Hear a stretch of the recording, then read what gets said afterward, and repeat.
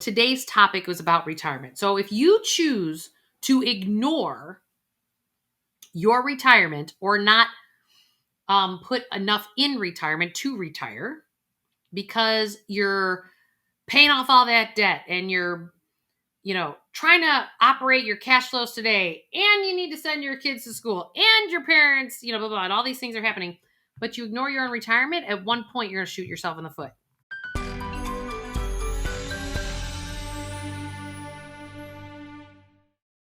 Everybody, what's going on? You cannot borrow money to retire. Duh, right? We're going to talk about this today because I want us to reframe how we're looking at where we're putting our monies into our buckets for short-term, midterm, or long-term planning, okay? So don't forget to hit that subscribe, like, and notification bell, because I am here to help you get to a life that you absolutely love by reframing your approach in how you do your financials, okay? Financial investments, they've become commoditized, whether you're talking investment products or insurance products, and there's lots of salespeople out there that'll be like, oh, this is better than this, and this has lower expenses than this, and blah, blah, blah, blah, blah. There's a lot of chatter, a lot of chit chatter, right? But what I find interesting, when we take this approach with our financials, we forget. It's not that we forget. Let me correct that. We choose whatever the hot button is right in front of our face, right? Right in front of our face. So your hot button, what's your hot button? So can you guys share with me below, what's your financial hot button? I want to know what your guys' hot buttons are, right? So the most common hot buttons that I see is you have your financial hot button of, it could be too much debt or not enough income coming in to support the lifestyle you decide to live. Or the next hot button is, well, I need to buy that house. The hot button might be, I'm having my first baby. The hot button might be, oh man, my parents are aging and there's a long-term care issue. Or what am I going to do because my parents didn't save enough money, and how I want to help them with their care as they decline in life, right?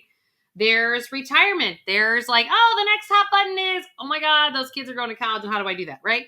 So think of your financial hot buttons as your life stages or life events, right? So it's whatever your new hot button is.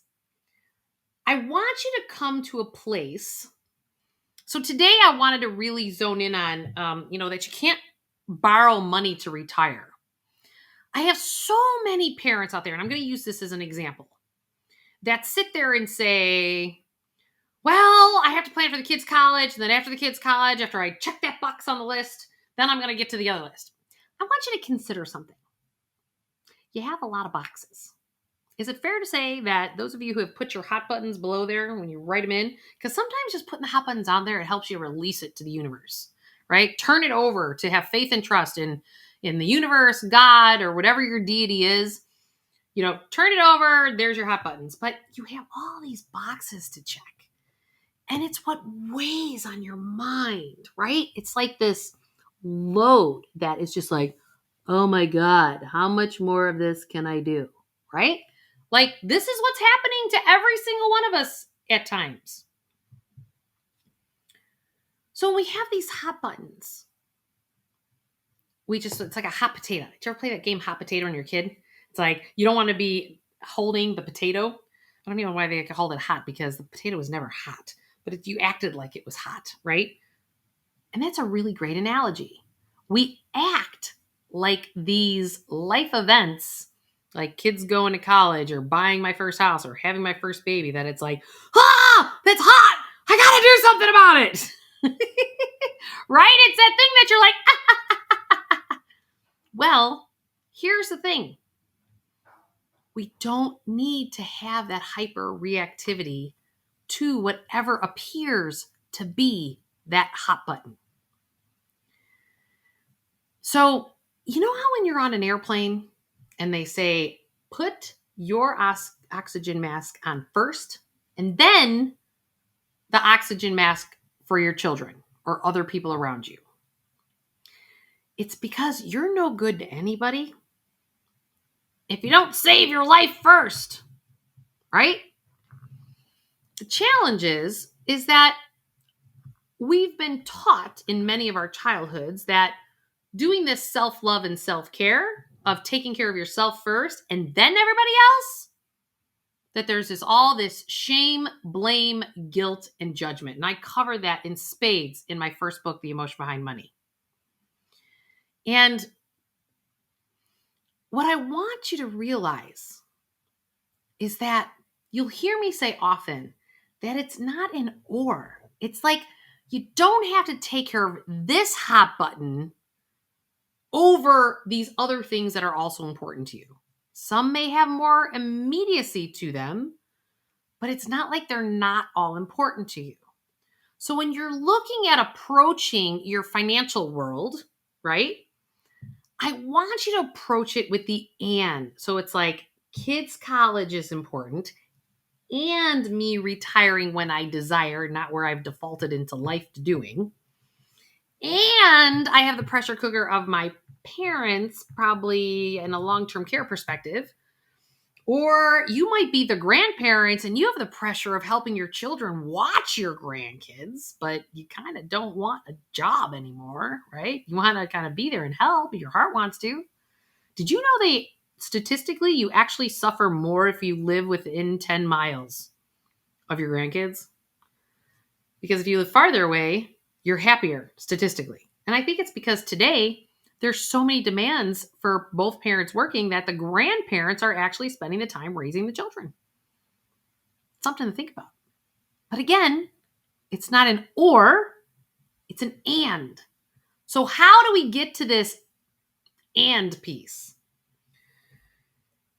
Meaning, if you completely ignore one of your components. So today's topic was about retirement. So if you choose to ignore your retirement or not put enough in retirement to retire because you're paying off all that debt and you're, trying to operate your cash flows today and you need to send your kids to school and your parents, blah, blah, blah, and all these things are happening, but you ignore your own retirement, at one point you're going to shoot yourself in the foot. So I want you to consider in your strategy to stay in the brainstorming mode, meaning take a pen and a piece of paper. Actually, do that right now, could you? I want you to take a moment and I want you to write down what are all those things that are important to you. So let me give you an example in my world. So I pay alimony. The reason I chose the alimony I have is because I wanted to actually give my ex-husband a launch pad because he stayed home with our kids since they were born. And I knew it was going to take him a bit to get back into the workforce. So that was important to me. That was something that was important to me. So that was a chassis that I chose to provide for. Then there's my own healthcare, meaning not going to the doctor. Maybe it's not healthcare. Maybe it's a wellness care. That's another hot button for me, right? That I'm no good to anybody if my body breaks down. I'm an employer and a mom of 4 kids, and I provide for my ex-husband, and I help my parents out. So guess what? A lot of fiscal responsibilities, which I chose, 100% choose for, but I need to stay healthy along the way. So there's a part of my cash flow that goes to wellness, and that needs to be part of the priorities. Then there's my own retirement one day. I am solely responsible paying for my kids' college, for my kids, I'll call it kids' education, because I'm solely responsible for grammar school, high school, and college. Okay? So what ones of those are on your list? Are you writing these down? I want you to write them down.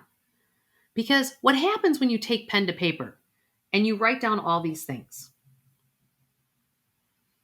You're probably going to write a list and you sit there and you say, how am I going to do all these? Anyone with me? Any of you struggling? And if you are, and you're watching this video, please put a comment below because I actually respond to the comments. So I want to help you. So if you need some reframing or something, like, happy to help. Or you know what? I'll invite you in. I'm going to do every quarter. We're going to have a summer coaching program. So if you need someone to help you in this coaching arena to kind of get you to where you want to be financially, go to juliemurphy.com. Give us your information. We'll let you know when that coaching program's coming up. And it's a group coaching. But what's on your list? What else is on your list? It's not only my wellness, it's also the wellness of my children. How are their souls being fed, right? How about other lists in terms of, we have this retirement one on there. And that's the bucket, which is why I called today, you can't borrow money for your own retirement, because that one's so far down the road for so many people that they're going, you know what, I'll just cross that bridge when I get to it. Did you know the average savings for someone here in the United States for retirement at age 55 is like less than $60,000 a year, or total that they have saved for retirement? If you're waiting in your 50s to actually start for retirement planning, you're going to shoot yourself in the foot. And if you're watching this and you're in your 20s, oh my God, you have the opportunity of a lifetime, because you can start with as little as $10 a month, and that money compounds. It's about the fact that get to a place where you don't necessarily have to work for your money, but your money can start working for you. So the sooner you start planting those seeds and building those things up, then what happens?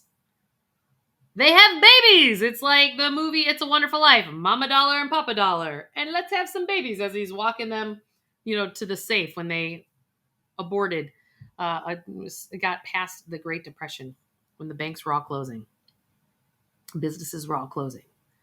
And they had babies, and then they succeeded. But you have to actually put it away for it to have interest and to have gains and to actually grow. So I urge you, as you're approaching your financial world, to consider not only looking at the hot button, but all those other things that you wrote on your list. And even if it's only like $5 a month you're putting into one of the buckets because it's farther down the road, that's okay. Because you will have what I call newfound money down the road, where you'll have tax returns, you'll have pay raises, you'll have a bonus you didn't expect. You might get an inheritance. You might cut your expenses on a monthly basis. And all of those are opportunities to increase the numbers. But if you're not even funding any of your financial intentions now, meaning putting money into each one of these buckets that I had you just write down, then guess what? You're going to look to borrow money to retire, or you're never going to retire. You're going to borrow time in exchange for money. So hope that was helpful for your planning between your hot buttons and your long-term goals of retirement planning. But I'm Julie Murphy, and I am here to help you to get to a life that you absolutely love. So let's help each other get out of each other's way, and we will see you soon. Hit that subscribe, like, and notification bell, and go to juliemurphy.com, because we got all kinds of fun stuff to share on a regular basis. Thanks. Bye.